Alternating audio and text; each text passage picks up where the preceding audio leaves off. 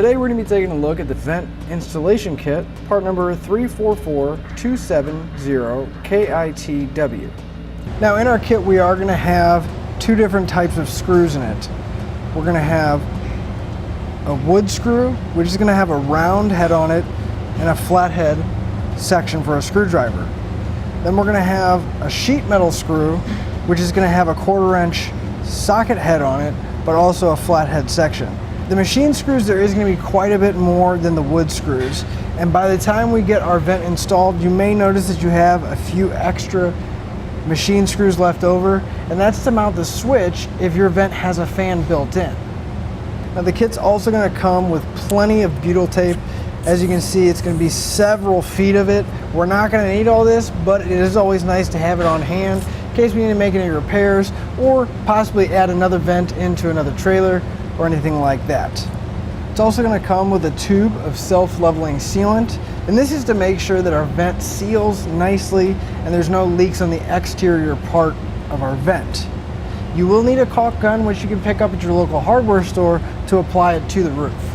We can go ahead and grab the vent now, and we want to make sure that the bottom edge is going to seal nicely to the roof. That way we won't have to worry about any kind of leaks. So we can take our butyl tape. And our butyl tape is going to make sure that it is a watertight seal, and the longer it's on there, the better adhesion it's going to have. So the longer our vent sits here, it is going to stick and hold on a lot better, because it is going to take a little bit of time for this to set up.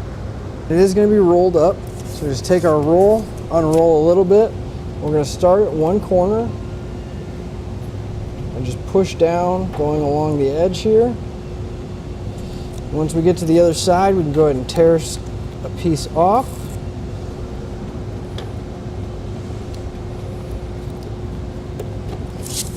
And we're just going to repeat that for all the 4 edges.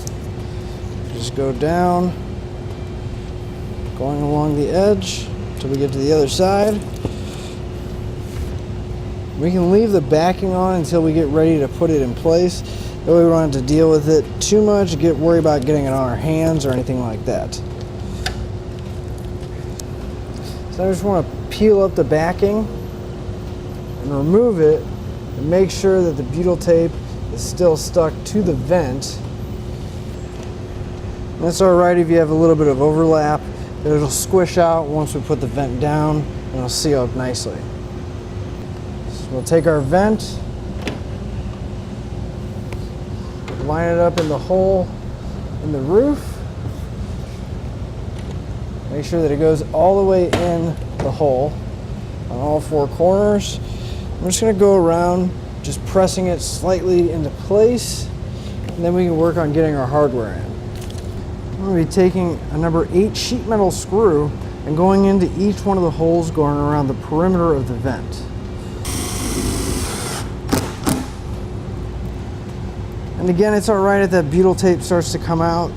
That way we know we're going to have a good seal.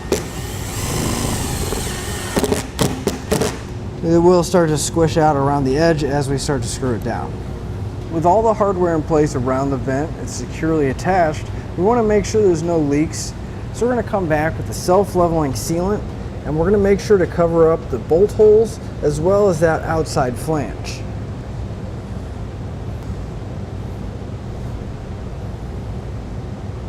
So it's going a zigzag motion going across.